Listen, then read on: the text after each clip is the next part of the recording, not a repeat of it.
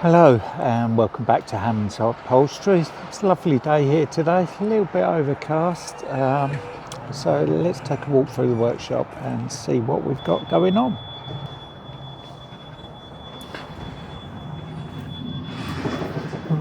We're still waiting for the customer to come and collect this chair that you'd seen in previous videos. We've got lots of fabrics come in. We've got some cushions. We're waiting for the customer to come in and so we can swap those fills over. We've got the cushions done for a customer. Again, we're waiting for them to be collected. These here on the table, let's try move these out of the way, for a customer that is hopefully selling some bench seating, I think is the best way to describe it. Plywood benches on Etsy is a project he's on with, so we're upholstering the cushion pads and making a wedge for that. There's a little stool there that needs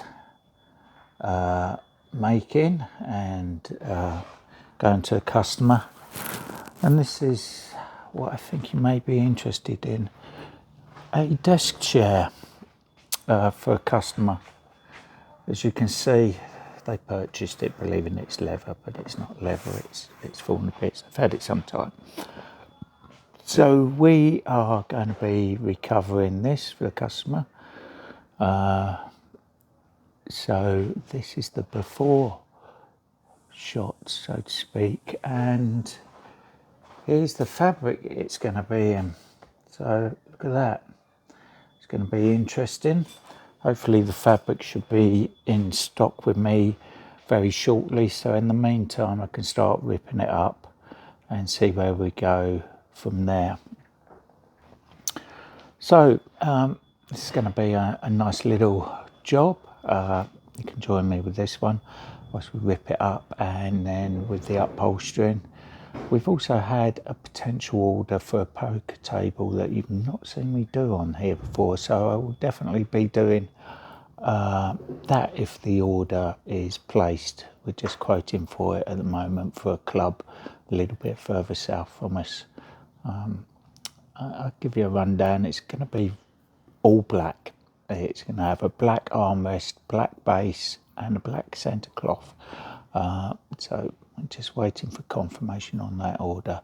So let's get on with ripping up this chair over my shoulder and see how we're going to do it. We are going to do it slightly different because the back arm and everything is pretty much sewn up in one piece. I'm not particularly happy with that idea, so we're going to modify that. And the customer has asked that the facings that you can see here have got the nails on them. They want them close nailed rather than space nailed. They think that looks a bit naff. Personal preferences. I do agree with him, so we will change that up. So let's get on with ripping this up. Do as much on this as we can before the fabric turns up. So there you go.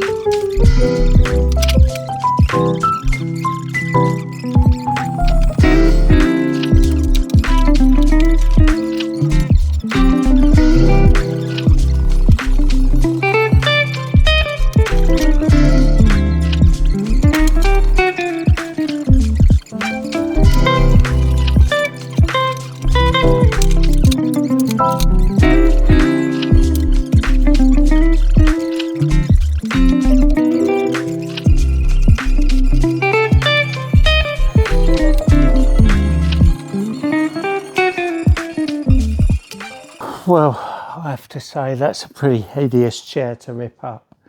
And let's pull the fabric off.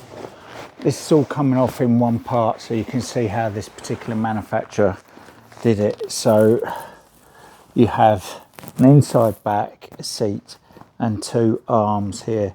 They'd literally just tucked this down the side of the seat. I think the frame is a modified frame for something else, a different style of chair, and they've modified it. So there's a bit of a repair that I'm going to need to do on the outside arm here, on this one where it's coming away, and this side is holding up a bit better, but still, yeah, that's it ripped up. You would not want to be trying to reupholster this at this point because it is covered in staples. Let's show you what sort of state it's in until we need to finish cleaning it up.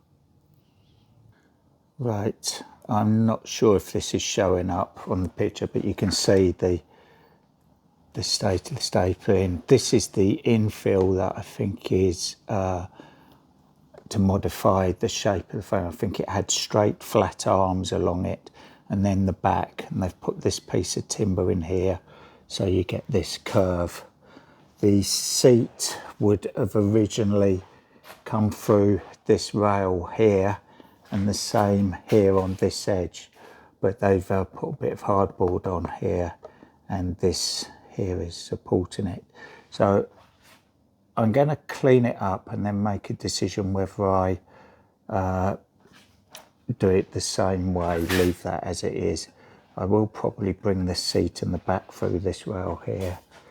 It's whether I bring it through this rail here, I'm not sure. We've got the hardboard on the inside, so we could theoretically, I think, take this rail out so we can pull it through. We'll get a better finish with the upholstery if we can do that. So, there you go. So all this has got to be cleaned up before I attempt to reupholster it. This is the top of the back rail where this head roll is fixed. I need to rip the head roll up, but that's where that gets screwed on here through that rail. So I need to rip this up, recover it as well, obviously. Other than that, I'll pull the seat out just to make life easier for the upholstery of the arms, and I may do the same for the inside back. It's not really restricting my access that much. So Luxbond's done its job. Never take that off. So, like I say, still a little bit of cleaning up to do on it before I start upholstery. You know, here I like to have it stripped and cleaned up properly, or what I would call properly. Some people may stop at this point, some people may go further, but anyway, that's what I'm going to do. So I'm going to take the seat out of this and clean it up, so when I put my hands down or around it, I'm not ripping my hands to shreds. Other than that, it's pretty half decent quality. You know, the webbing in the back is decent. They've got canvas on it. I believe the seat has canvas springs and webbing on it, so it's a good seat. It's just a shame about all the staples. They've used the fatter staples than we use here, and I think the air pressure was something wasn't quite right because the staples aren't going in properly. So anyway, I'll finish getting this stripped up and we'll come back to you at that point. Right, so this chair is now stripped over my shoulder. Unfortunately, that's as far as I can get with it at the moment because I'm waiting on the fabric to come in from Warwick. Sorry, my apologies, Clark and Clark. So I've got this little footstool that I need to get done. So let's spin you around and show you that one. Right, so here it is. It's upside down. I can't stand it the right way up because I haven't got the fixings to go in there at the moment. But as you can see, it's a quality footstool. It's not made out of chipboard and cardboard. I've already webbed and elastic webbed and canvassed it, so it just needs the foam on top. It's going to have a border running around it, around here. So it's going to have just about 2 inches of foam on the top, a wrap over of Lux Bond, and then the cover, and then we're going to put a border round on it. The customer's coming in shortly just to confirm the fabric. So as soon as she's done that, we'll put the top cover on. But in the meantime, we can get the foam onto the top and the Lux Bond on this.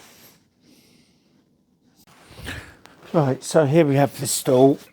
I've cut a piece of 2-inch foam, which we're going to clip onto the top edge. And then we have a piece of 1-inch foam, which I'm going to pull over the edge to create a nice curve on this edge.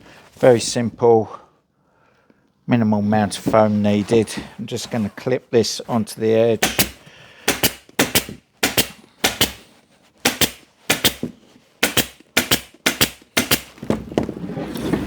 Need to do that all the way round.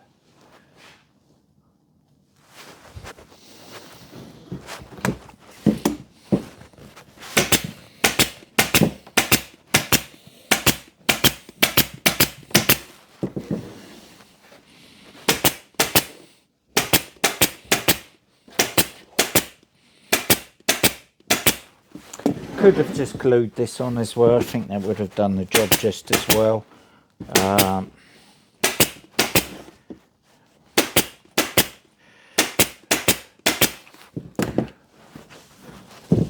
Right, so glue this to staple this on.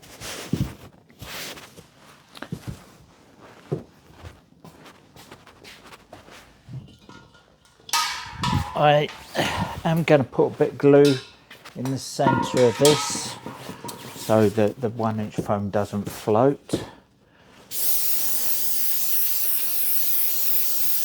So again with the spray glue.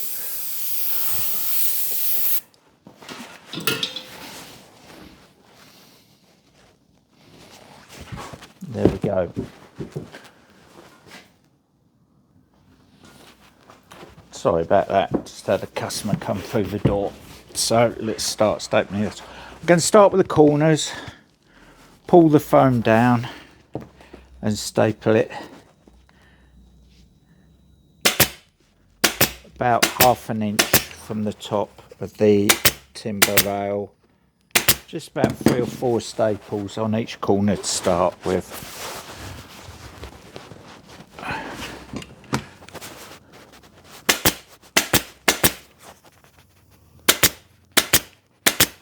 Don't want to be pulling the foam that tight that the staples fire through it,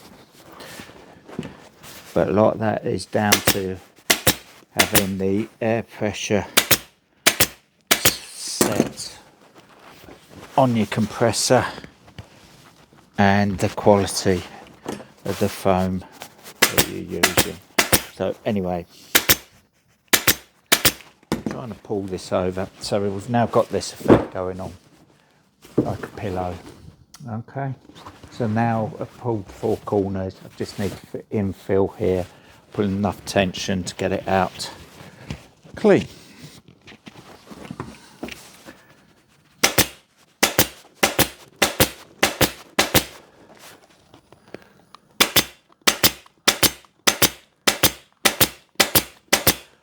Dot to dot, joining the lines, joining the corners together.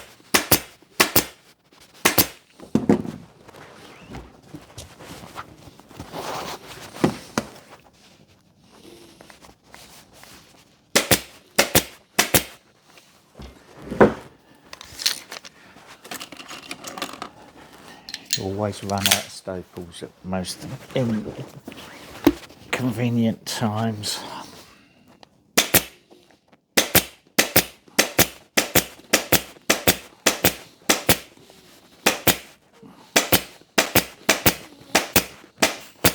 It always used to be when you were upside down over the back of a Chesterfield, stapling the bottom of it off.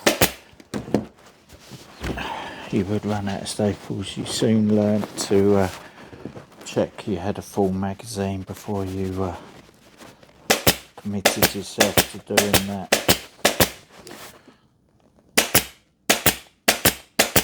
Had to be there to understand what I'm on about. But if you can visualise it, a Chesterfield settee. Some people, Chesterfield settees get branded with so many different things. To me, a Chesterfield sofa is a tub style sofa with buttoning all the way round and a roll back and roll arms. A Chesterfield sofa, or Chesterfield, people tend to think just relates to having some buttons in their sofa. Anyway, Chesterfield sofa used to come up to about this height and used to lay over it to staple the bottom of the foam over, because it was that much tension to grab the foam and go over with it, hold it down, pin it and staple it along the bottom edge. There's a few people around who'll know what I'm on about. And you used to make sure that you had a full magazine before you went and did that. Quite often you only got one chance of getting that right. Anyway, we're doing this stool. So there you go, it's stapled all the way around, cutting the foam with a nice sharp Stanley knife. Relatively closely to the staples without breaking into the staples, because then the foam will tear away. This stool is just going to be a plain top stool, no buttoning in it. A border running right the way round it, so you get the idea. The cover comes over here, and then we have a border with a piping that goes right the way down the stool. So there you have it. That's that stuffed up.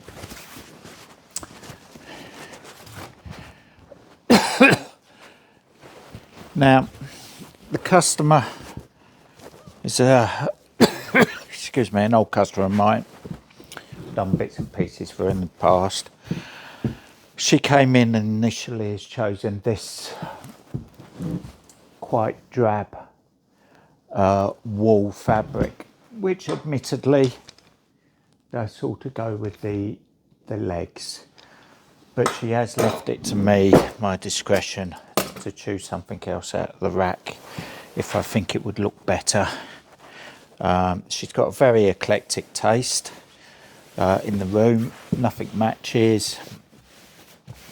It's right up my street, to be honest with you. I like a lot of colour, and that's what's frightening me a bit about this, is that it's quite dull. So I think I'll have a look in the rack and see if I've got something brighter, even if it's similar style to this, but something just that little bit brighter. So bear with me whilst I go and have a rummage and see what I can find. Right, so there we have it. We've got the fabric marked up. I've marked the centre on the fabric. In this particular case, I'm using the centre between this square. It seems to make sense to me. The centre on the actual fabric isn't that when you unroll the fabric, but as this isn't going with anything else and we've not got to match the chair in like we've done previously, we've got a little bit more leeway, and the fact that it would just look very odd if I use the centre of the fabric on this particular stool. So a little bit of time to make sure I get this in the centre. Marks on the sides, so you can see the lines. You can see this white tram line here, that's the centre.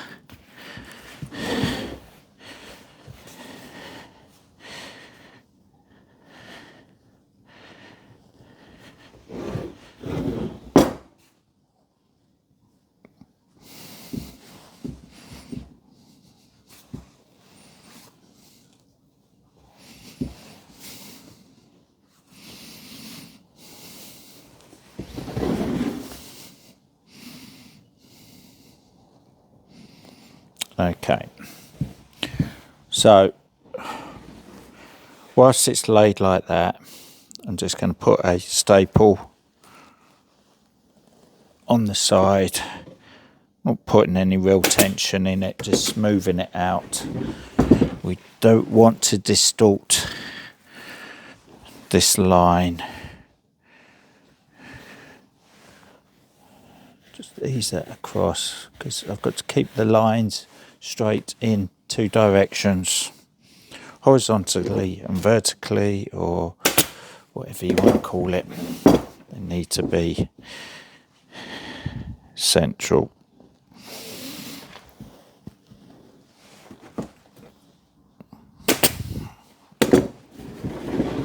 Before we start pulling anything, any tension.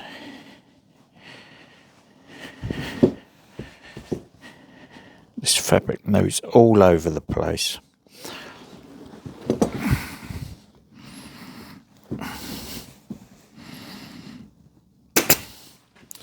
Right.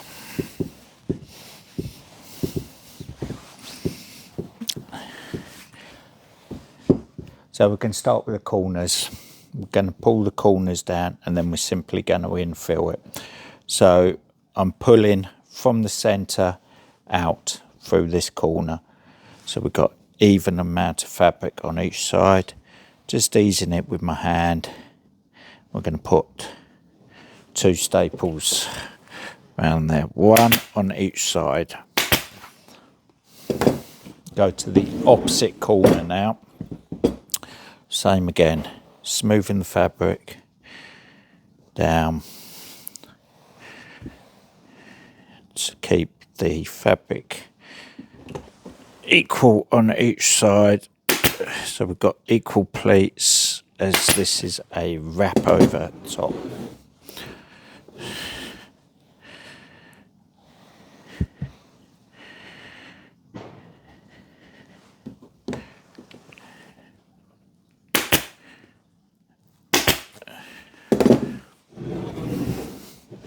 There are limitations to what you can do.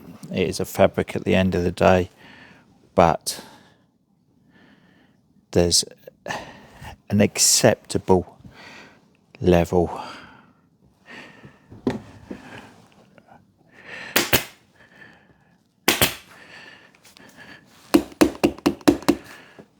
Right.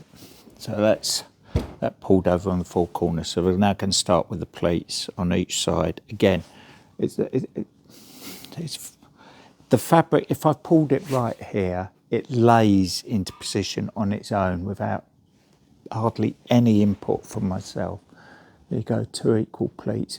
Very minimal input, because you have to get the process right at the beginning, and then it's right all the way through. If it's not right with the very first stop, it's going to have a knock-on effect, and it's only going to get worse as you go on. So taking the time to try and get the fabric straight or centralised, and evenly putting an even amount of tension on it.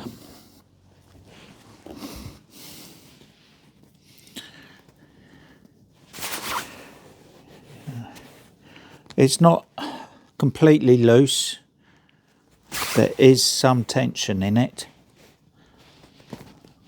You've got to have tension in it, otherwise it's just going to be baggy first time somebody sits on it or puts their feet on it in this case. And we don't want to deal with that.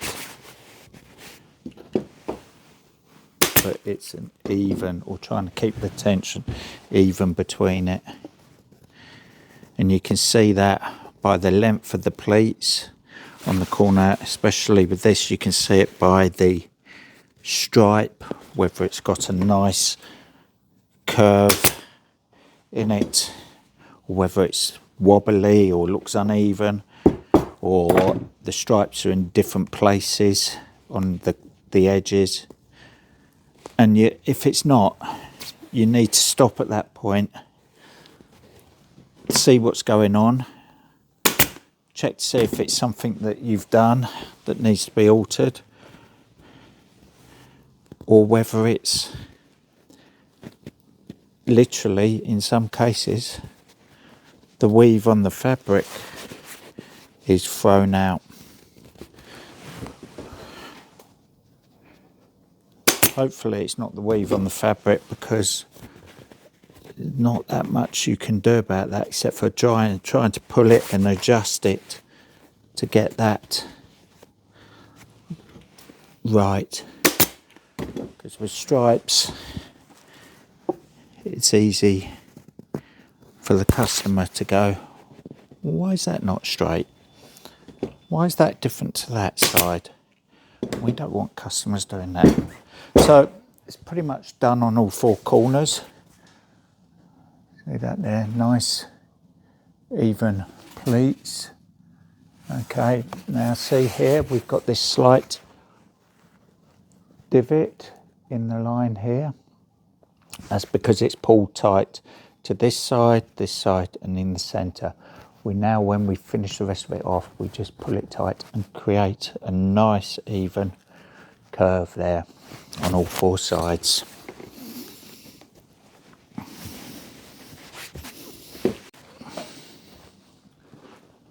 Right, so there you have it with the cover on it.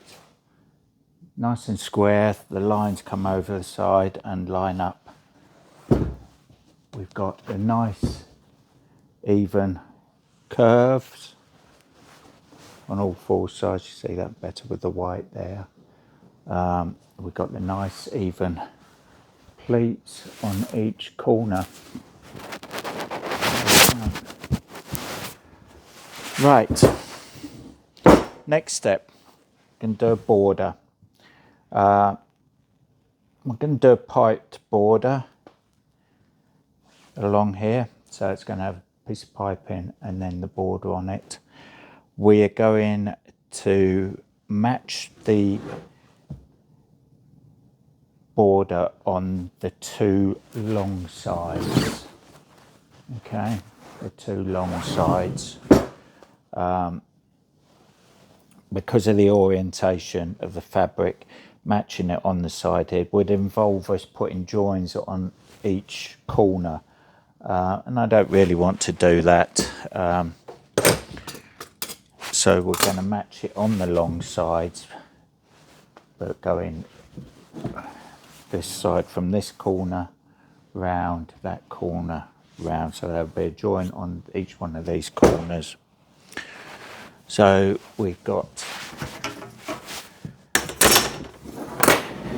what we have left of our fabric over here.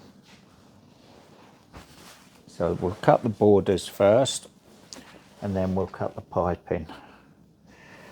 So let's get this fabric matching up to decide where the borders are going to come. Hope you can see that there. So that's what we're going to attempt to match here on this side. This doesn't quite go right the way around to the back edge, so this will be a join on this side, and this one goes right the way around. So that's one piece, so we can do that. So the height of the border is limited by the depth of the frame. So we can't take it any higher up than that. So we want to get our pipe in about half an inch down from the edge of the frame, so that would make the border in this case about 3¼ inches, or about 80 millimeters. So we need a fabric to wrap round this edge and allow ½ inch for the piping. So let's make that 4. We need at least an inch on the bottoms, 5. So if we cut the border at 6 inches, that will give us plenty to work with. Now, when I'm saying matching this border, we're just going to match this stripe here. Okay, we're not going to continuation of the horizontal line, only the vertical line, because that will eat too much fabric, too much waste for no benefit. Very few people would spot that, but they will spot these lines here, so we'll do that.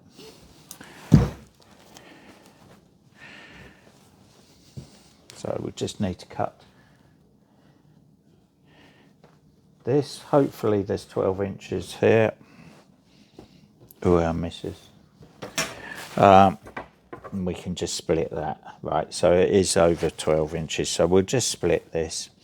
We don't want to get this white line in it here, so we're only going to get one piece out of this, because this white line will be very obvious on the border.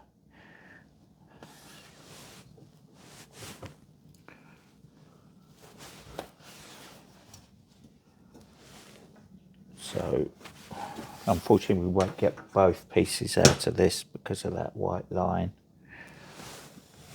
We'll get one, and we'll get one out of the others. This will get used for piping, albeit I'm going to cut the piping on the biased.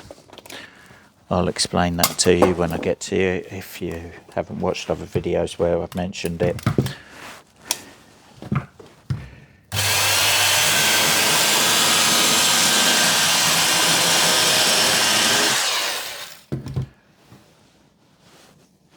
So there's one, which is going to be there.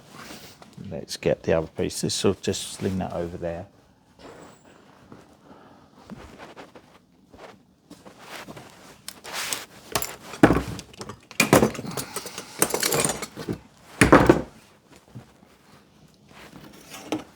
If this is 6 inches, we're okay.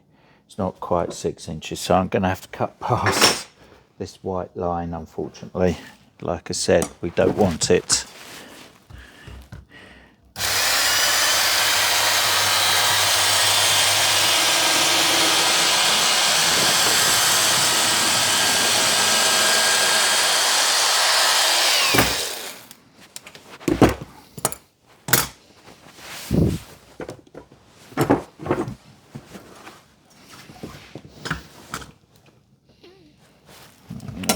Inches. Plus side of stripes and patterns like this is that you can follow the pattern for some of your cuts. So that's the 2 borders cut. Now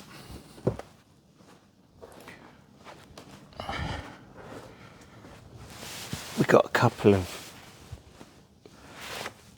oddments here that we're going to get our piping out of. Right, let's explain to you cutting piping on the biased. So this is the top of the fabric here. Move that up a bit. Okay, top of the fabric here.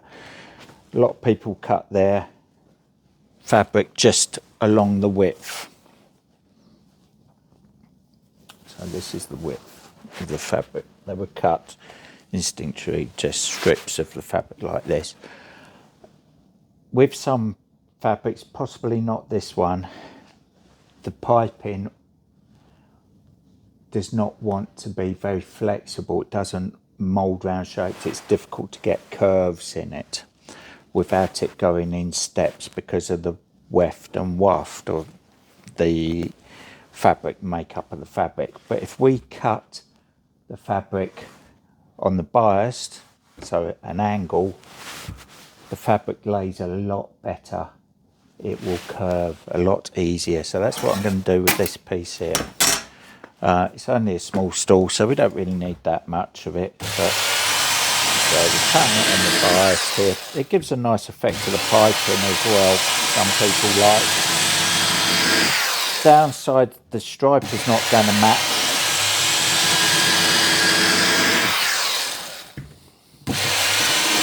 But gives a better finish.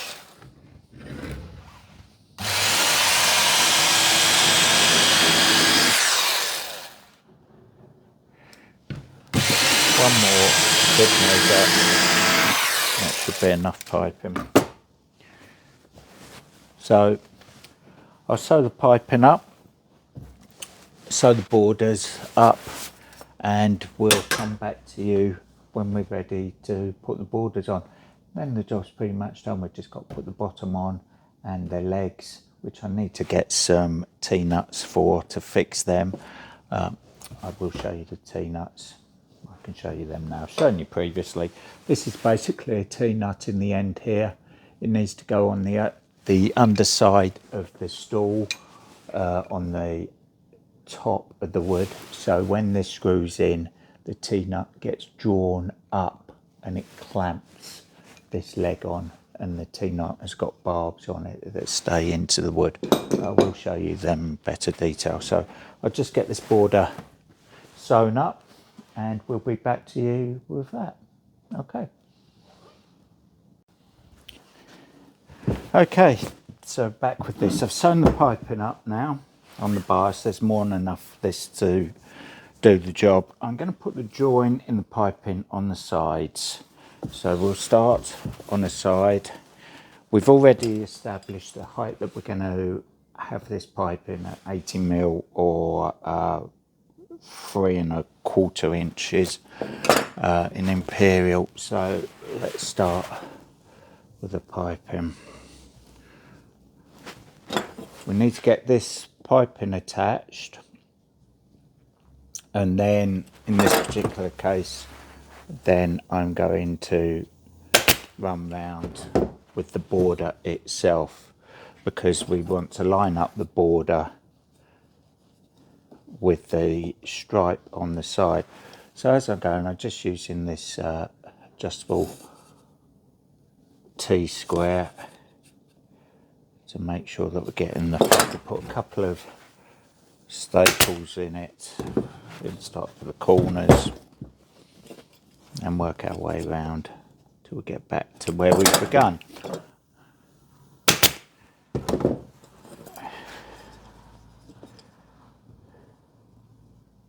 Pulling the tension in the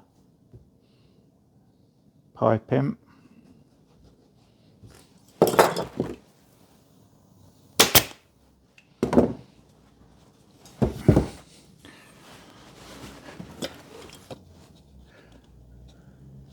So, albeit this just a stool, a lot of the principles are the same with any upholstery.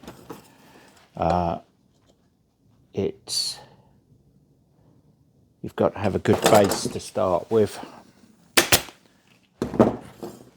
because any issues you have to start with are going to show up further down the line, or potentially cause you issues further down the line.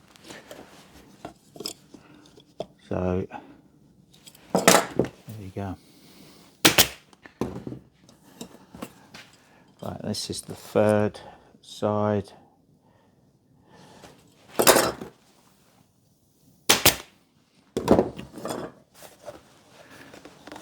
And we get back to the beginning again. So that's the pipe in there. You can see the end of it here. I'm just going to run this past. So we're going to cut this off here. I'm going to use a very basic join here. We're just going to cut the piping out, fold the fabric over. So we don't need all this piping. So we've got this about 2 or 3 inches past, possibly don't even need that. We can see our centre line here, so we're going to aim to have our join in the centre. So I'm just going to open up this piping, cut the stitch in. It's not going to be an issue because it's going to have row staples along here, so it's not going to affect it. We're cutting the piping cord out to match the length of the other piece of piping. Then we simply just bring this past, fold this end over and put one inside the other. It's very awkward to show you this on camera. Right, so. Okay, so you can see the piping here. This one we've cut the piping out so they butt up together. Then this one will come over, fold the end, we don't want any raw edges, and fold behind and staple.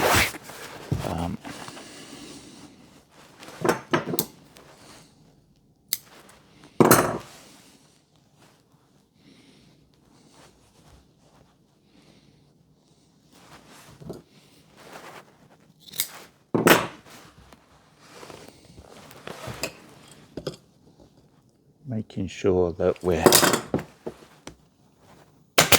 at our 80mm.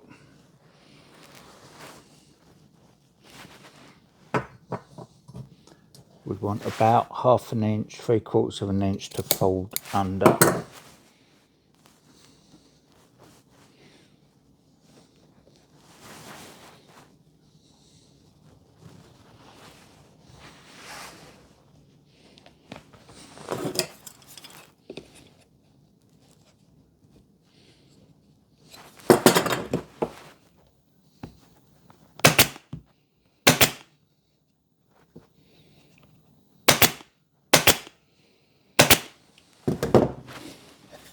There we have our join in the piping. Join is there, approximately in line with that. So we need, that's the piping on. I'm just going to fill in,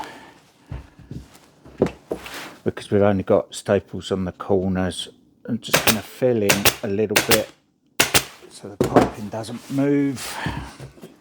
Checking every so often that we're still at our 80mm.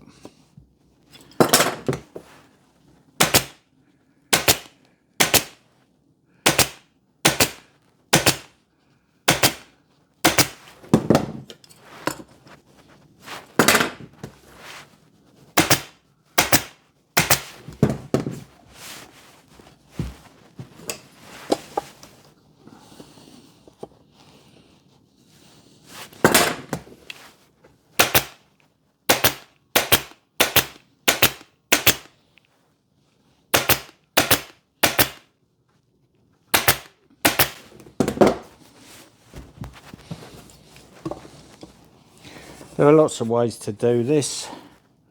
You can do it back tacking strip, you can sew the pipe into the border,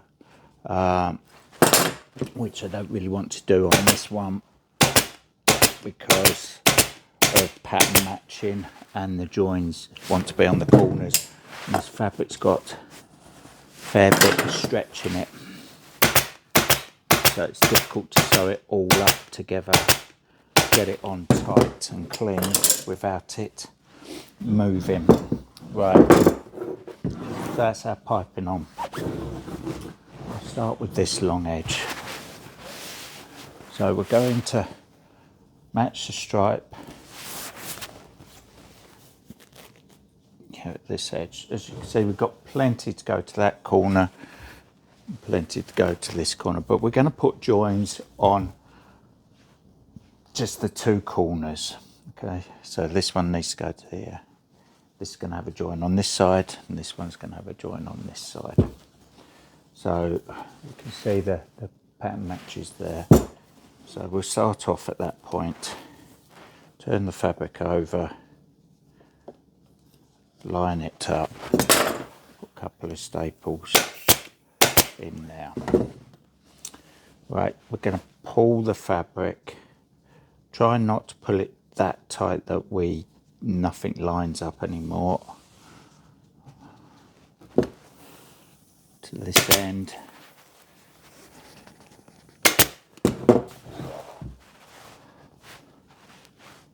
If it goes out a little bit, well, it can't be helped.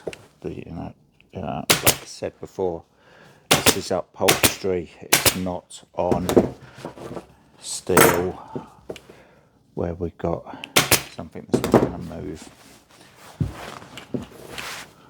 And weaving the fabric could be out as well.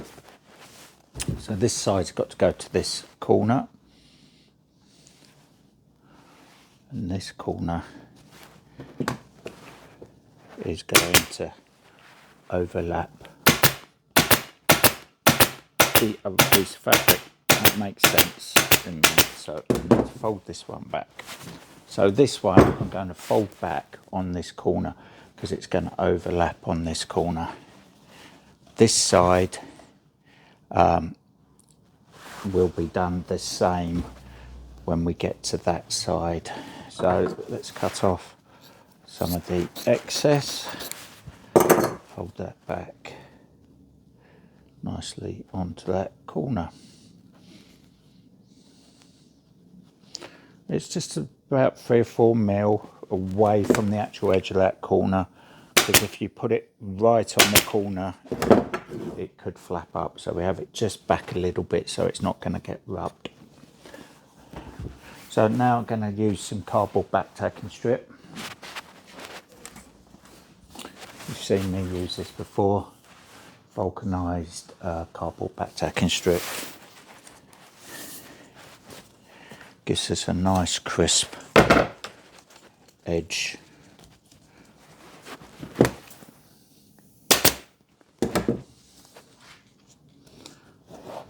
So this sits just under the piping on the salvage.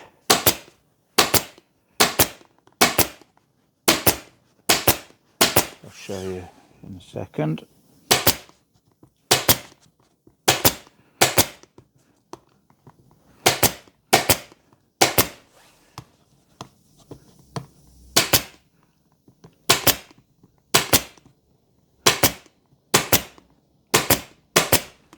Right. So that is stapled. You can see that the cardboard is pushed tight up against the piping and then stapled along, so it gives us a nice crisp line there. Okay, look at that, lovely. Now you'll probably find a lot of cheap stools out there on the market without borders, and this is the reason why. It takes a little bit of time to do it. We'll do it properly. So a lot of them are just wrapped over the sides. But I think the borders definitely smarten the item up.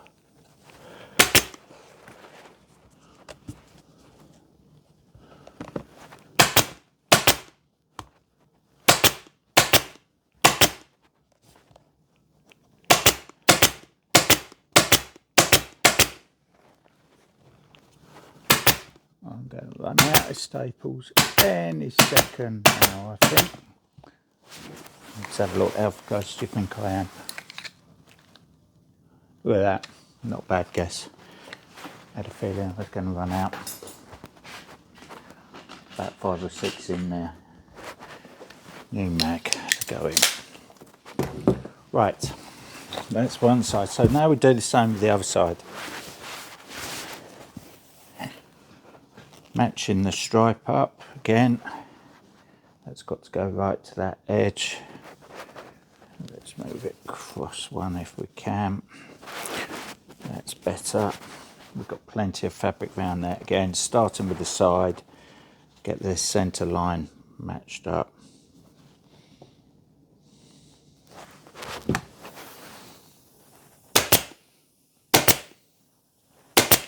So I've got to do the same with that. I'll come back to you when I'm just about ready to do the ends.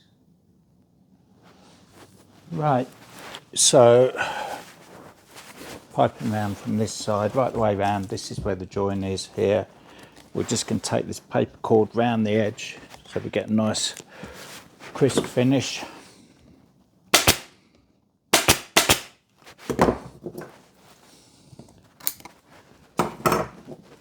There's a staple there that's sticking up. I don't want that. That sometimes happens if a staple hits another staple that's underneath it. It can bend it up. Alright, that's just done there. And that one, oh, that's annoying.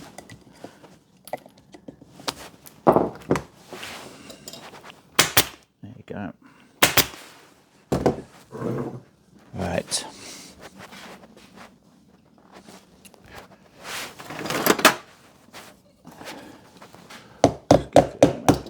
Down anywhere that I see that it's lumpy, bumpy, just give it a little tap. Normally it's on the corners, so I'm just making sure that the staples are right the way in.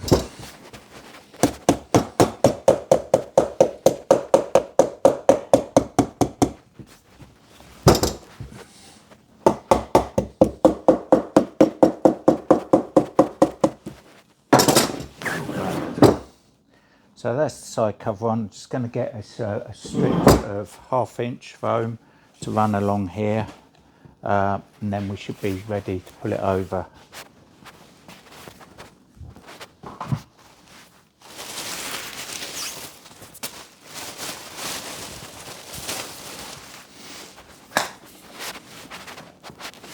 Right, this is just 1/2 inch foam that we buy in already pre-cut into these strips for this purpose. I'm not going to put the join on the corner.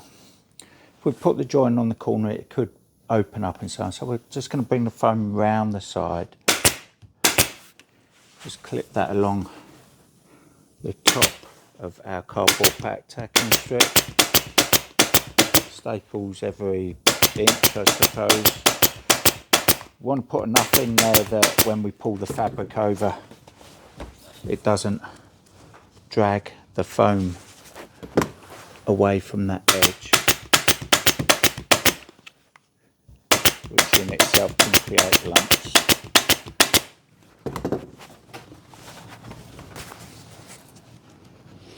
A little bit of tension in the foam.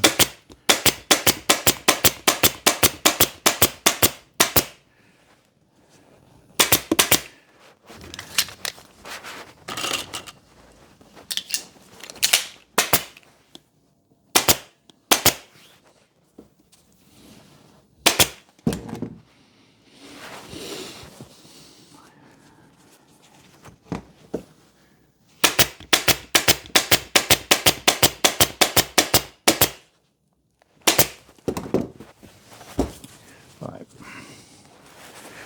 bring that round and butt join that up to the where we started.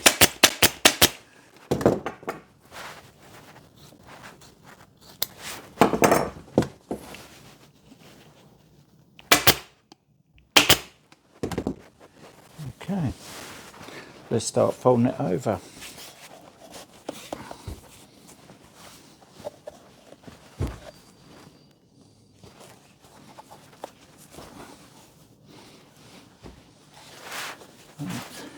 Okay, lovely.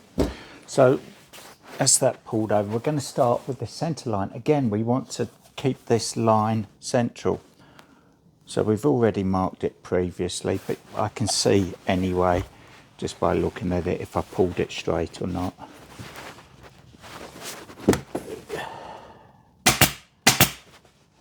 Easing it down with my hand. We'll do the same on the other side. These are the important points. I want them to look nice and clean and straight. Right, so then we go to the salvage ends, or the ends that are going to go underneath. Put a little bit of tension in them, but try not to distort the stripe.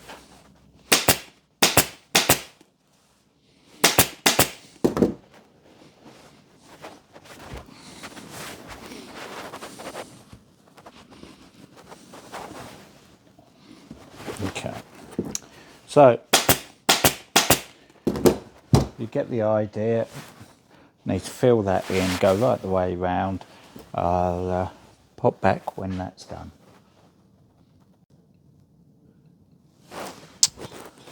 So there you have it. I've finished off the bottom now. There's the corners. I'll just demonstrate the corner for you because you can see that it's folded under, because you can tuck that piece of cardboard underneath there. And it's just set back from the edge here, this fold, so you don't rub it and peel it back all the time. It's nice and tight there. I could slip stitch it if I wanted to, but it's a bit unnecessary because it's just a footstool and it's only 80mm. So it's not really going to get pulled or picked or anything like that.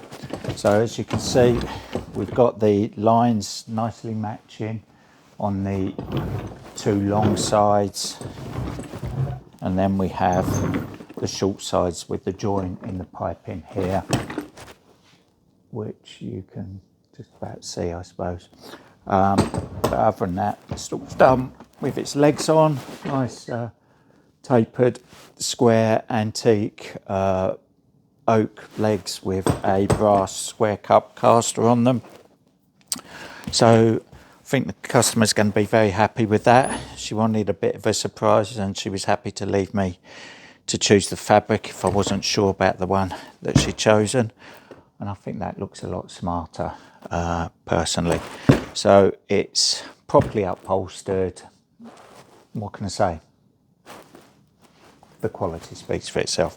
So anyway, hope you've enjoyed this video. As always, they're just to show you what's going on in the workshop here. They're not meant to be instructional, but if you do pick up some pointers for your own projects, or just educate yourself a little bit more, the difference between finishes and qualities, etc., and how things are done. This is what we've been up to at Hammond's Upholstery this week. Finally, the fabric has come in for the chair that I'll spin you around and show you now before we go. There you go. So the fabric has arrived for this chair now. So we will be getting on with that next. Sorry about the wobbly camera. Just moved you. This will be the next product. So we should be able to finish this, and you should be able to join me along for that one. So as always, just go to say, please like and subscribe. We'll keep putting the content out there so long as you want us to. So we'll see you in the next one. Thanks again. Bye bye.